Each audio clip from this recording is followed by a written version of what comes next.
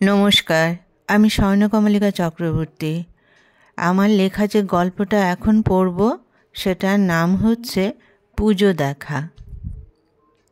পড়তে পড়তে ক্যালেন্ডারটার দিকে তাকালো সজ্জাতি। রোজই তাকায়। নিজের চোখে মাঝে মাঝে বিশ্রাম দিতে হয়, এটা স্যাররাই বলেছে। অতএব চোখকে একটু বেশি বিশ্রাম দিতে হয় এবং এর সঙ্গে ফাঁকিবাজিটাও হয়ে যায়। আরে বাবা, এত পড়াশোনা কি ভালো লাগে নাকি? সেই কোন ছোটোবেলা থেকে পড়াশোনা করছে, এখন কলেজ জীবন শুরু হয়েছে, আরও নাকি পড়তে হবে। ইস, কবে যে এই পর্ব শেষ হবে ও বিন্দাস জীবন শুরু হবে, সে যেন ক্যালেন্ডারে সে সুখের দিনগুলো দেখতে পাচ্ছে। এইবার নিজের বোকামিতে নিজেকেই ধমক দিল সে। মাত্র কলেজে ভর্তি হয়েছে, আর 1 বছরেই কি কলেজ জীবন শেষ হয়ে যায়? অতএব সে কি করে ওই দিনগুলো দেওয়ালে দেখতে পাচ্ছে?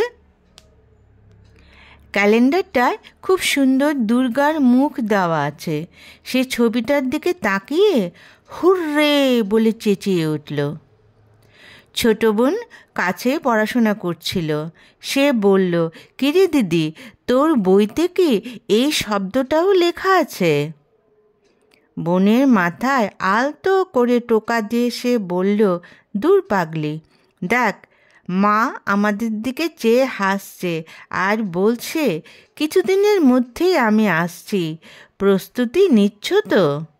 পড়ার চিন্তা করতে আর ভালো লাগছিল না। যেই মনে হলো সত্যিই তো সামনে পুজো আসছে, তাই আনন্দের বহিঃপ্রকাশটা এইভাবে হলো। ছোট বোন বলল, মাকে বলতে হবে কি কি কেনাকাটার আছে তা আগেই লিস্ট করে কিনে নিতে, পরে দোকানে এত ভিড় হয় যে পছন্দ করে কেনাই যায় না। এইবার দুই বোনের বাক্যালাপ শুরু হলো। কে কতটা ড্রেস কিনবে, সাজের কি কি জিনিস লাগবে, এবার পুজোতে কেমন জুতো বেরিয়েছে। দুই বোন কেনাকাটা নিয়ে এত ব্যস্ত হয়ে পড়ল, মা কখন পিছনে এসে দাঁড়িয়েছে বুঝতেই পারল না।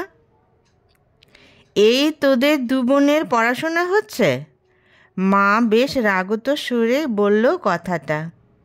সজ্জাতি মাকে বলল, মা রাগ করো কেন, পুজো আসছে, এই তো দুজনের সামনেই বই খোলা, পড়ার মাঝে একটু বিশ্রাম দরকার, না হলে মাথার কোষগুলো গরম হয়ে যাবে এবং পড়া আর কিচ্ছু মাথায় ঢুকবে না।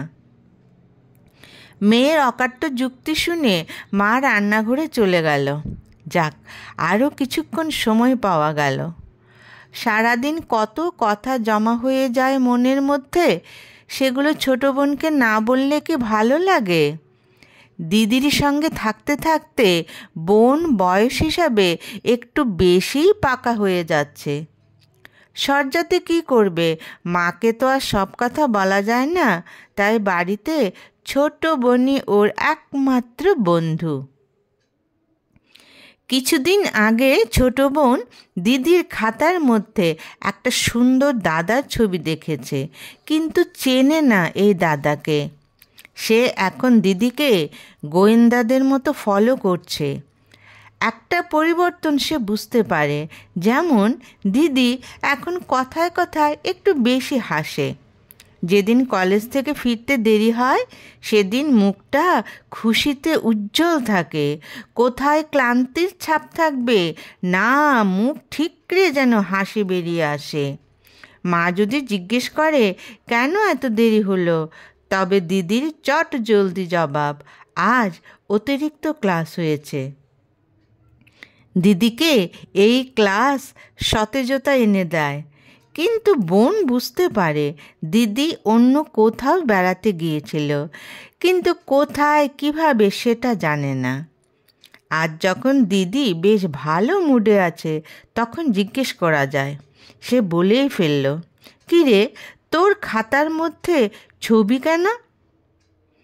দিদি আকাশ থেকে পড়ল, বোন তো বড়দের পর্যায়ে চলে এসেছে, না হলে ছবির কথা জিজ্ঞেস করবে কেন? কিন্তু সত্যি কথা বলা যাবে না। মুখে বলল, আরে আমাদের সঙ্গে পড়ে। সেদিন ওর বই থেকে ছবিটা পড়ল, আমি বললাম তোর ছবিটা আমি নিয়ে নিচ্ছি, ব্যাস এইটুকু ব্যাপার, আর কিছু নয়। মনে মনে বলল, এই ব্যাপার তো আসলে সেই ব্যাপার নয়, কিন্তু বোনকেই আর কি বলবে। শুধু বলল, নে পড়া শুরু কর, আজ অনেক গল্প হয়েছে, সামনে পুজোতে অনেক দিন পড়া বন্ধ থাকবে, সেই পড়াটা এখন তৈরি করে না রাখলে পুজোর পরে যখন পরীক্ষা দিতে যাবি তখন মনে হবে কেন তখন পড়তে বসে গল্প করেছি। পড়া তৈরি করে নি, পড় পড়, জোরে পড়, যাতে রান্নাঘর থেকে মা বলে, বাহ আমার মেয়েরা মনোযোগ দিয়ে পড়াশোনা করছে। বোনকে তো খুব বক্তৃতা দিয়ে চুপ করিয়ে দিল, কিন্তু মন কি আর চুপ হয়েছে? সে তো আকুলি বিকুলি করছে। বোন তো বোঝে না, মাকে যদি বলে দেয়। এখন যদি বোনকে বলে, এই মাকে কিন্তু ছবির ব্যাপারে কিছু বলবি না, বোন তখন ভাববে কি ব্যাপার, বলতে না করেছে কেন, তাহলে চুপি চুপি মাকে বলতেই হবে। কাজেই নিজেকে একদম স্বাভাবিক দেখিয়ে সরজাতি পড়তে লাগলো, কিন্তু মনটা চলে গেল বৈভবের কাছে। স্কুল জীবনের শেষ থেকে মনটা কেমন যেন উড়ু উড়ু হয়ে গিয়েছিল। পড়াশোনার পরও মন কিছু চাইতো, মাঝে মাঝে কেমন একটা শূন্যতা ঘিরে ধরতো। বান্ধবীদের বললে বলতো, দেখ আমি অমুকের সঙ্গে বন্ধুত্ব করেছি, বন্ধুর সাথে কথা বলতে ঘুরতে বেশ ভালো লাগে, মনটা ফুরফুরে চনমনে লাগে, করে না একটা বন্ধু, তখন দেখবি উদাস মন আর থাকবে না। আরে বন্ধু কি ফল নাকি, গাছ থেকে পারবো আর বন্ধু করে নেব? তাদের ক্লাসের কত বন্ধু আছে, কিন্তু তারা তো শুধুই বন্ধু, বিশেষ বন্ধু ওরা কখনোই নয়, আর হতেও পারবে না। স্কুলে জীবন শেষ সরজাতির, এবার শুরু হবে কলেজ জীবন। কলেজে বিভিন্ন স্কুল থেকে সবাই আসবে, কেমন বন্ধুত্ব হবে, মিলবে তো তাদের সঙ্গে, এইরকম একটা ভয় মনে মনে কাজ করছিল। কিন্তু প্রথম দিন কলেজে গিয়েই বৈভবের সঙ্গে পরিচয় মানে সে সঠিক ক্লাসে নিয়ে গিয়েছিল।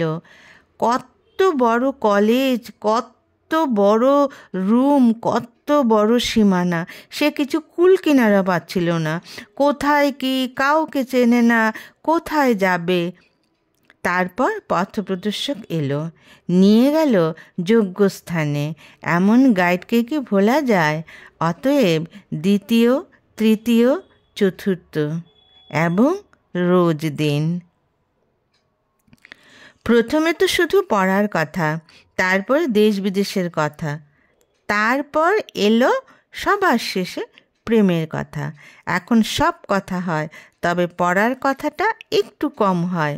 এখন এটার বেশি দরকার নেই, তবে নোটসের ব্যাপারে তো বৈভব আছেই, অতএব পড়ার ব্যাপারে তেমন একটা টেনশন করতে হয় না। কিন্তু বৈভব তো পড়াগুলো মুখস্থ করিয়ে দিতে পারে না, তাই প্রেমের সাথে মাঝে মাঝে বকাও খায় পড়া কম করার জন্যে। কিন্তু সে কি করবে, পড়াশোনা করতে যে ওর বেশি ভালো লাগে না, কেবল ওর সাথে ঘুরতে ইচ্ছা করে। কিন্তু বৈভব পড়াশোনায় প্রচণ্ড সিরিয়াস, সে প্রথম শ্রেণীতে প্রথম হবে এই লক্ষ্য নিয়ে এগোচ্ছে। কাজেই ওর মাথায় তো পড়াই থাকবে। অবশ্য অন্য কিছু থাকবে না তা নয়, সে প্রেমিকার পেছনে লাগতেও ফার্স্ট ক্লাস ফার্স্ট। সে অন্য বন্ধুদের বলে, তোরা বুঝতে পারবি না বৈভব কেমন দুষ্টুমি করে আমার সাথে। ওরা বলে, ভালো ছেলে পেয়েছিস, এখন দিনকাল পড়েছে, পড়াশোনায় সিরিয়াস দেখাই যায় না, সব খালি ফাঁকিবাজি, কত কম পড়াশোনা করে পাশ করা যায়, কেবল এই ধান্দাতে থাকে সব ছাত্রছাত্রী। কিন্তু ব্যতিক্রম বৈভব, সে পড়াশোনা করছে জ্ঞান অর্জনের জন্য, কাজেই এমন ভালো ছেলে পাওয়া সত্যিই ভাগ্যের ব্যাপার।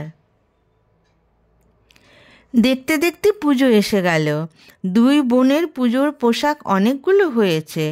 সকাল বিকেল মিলিয়ে পড়লেও কয়েকটা হয়তো থেকেই যাবে। কিন্তু স্কুল জীবনে মা বাবার সঙ্গেই বেরিয়েছে। এখন সে কলেজে পড়ে, বড় হয়েছে। অতএব সে একদিন বৈভবের সঙ্গে পুজো দেখবে ঠিক করলো। মাকে বলল অষ্টমীর দিন সে কলেজ বন্ধুদের সাথে ঠাকুর দেখতে যাবে। মেয়ে বড় হয়েছে, যেতেই পারে, এবং সঙ্গে ছোট বোনকেও নিয়ে যাবে। অতএব অন্যরকম ভাবনার প্রশ্নই ওঠে না। মেয়ে যে মনে মনে অন্যরকম ভাবনা পোষণ করছে এটা তো আর মা জানে না। মেয়ে তো মনে মনে প্রচণ্ড পুলকিত। অষ্টমী আসতে যে বড্ড দেরি করছে। অষ্টমী পুজোর দিন সন্ধ্যাবেলা দুই বোন প্রচণ্ড সেজে গুজে বার হলো। সজ্জাতেই ছোট বোনকে সাজিয়ে দিল। নিজে নিজে সাজবার বয়স এখনো হয়নি, তাই দিদিকে সাহায্য তো করতেই হবে। বোনও খুশি। এতদিন দিদির বন্ধুদের গল্প শুধু মুখেই শুনেছে, আজ সব দিদিদের দেখবে। তাই দুই বোন দুই রকমের আগ্রহ বোধ করছে। বৈভবকে ওদের বাড়ি থেকে একটু দূরে চৌমাথার সামনে দাঁড়াতে বলেছিল সজ্জাতি। একটু দূরে হলেই ভালো। কাছাকাছি পাড়ার লোকেরা যদি দেখে, তবে কিছু যদি ভাবে। সভ্যতা এগুলো কতটা এগিয়েছে এই ব্যাপারে মাঝে মাঝে সন্দিহান হয় সজ্জাতি। তাই ওকে একটু দূরেই দাঁড় করিয়েছে। বেচারি তো অনেক আগে থেকেই দাঁড়িয়ে আছে। প্রেমিকা তো আর আসে না। পরিচিত কেউ কেউ এসে বলছে, কিরে একা একা কেন দাঁড়িয়েছিস?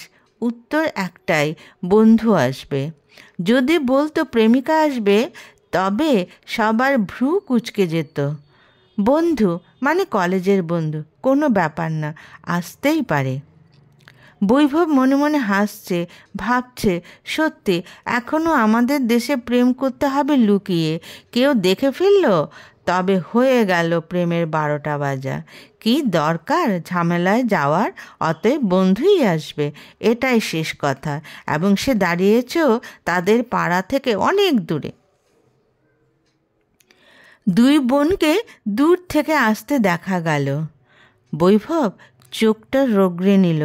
ওরে বাস, এত সেজেছে যে চেনাই যাচ্ছে না। এই জন্যে নির্ধারিত সময়ের আধ ঘন্টা পরে দুই ভগ্নীর আগমন হচ্ছে। কিন্তু সত্যি সজ্জাতিকে আজ দারুণ লাগছে। ছোট বোন দিদিকে বলল, এই দাদাটার ছবি তো আমি দেখেছিলাম। দিদি মুচকি হেসে বলল, এই দাদাটা খুব ভালো, তাই আজ আমরা এই দাদার সঙ্গেই পুজো দেখব। পুজো দেখে ভরপেট খেয়ে সজ্জাতি বাড়ি ফেরার পথে ভাবছে, সে কলেজে ভর্তি হয়ে পড়াশোনার চাপে বলেছিল পড়াশোনা না করলে কি মজা হতো। আজ ভাবছে পড়া ছেড়ে দিলে এই মজার দিনটা আসতো।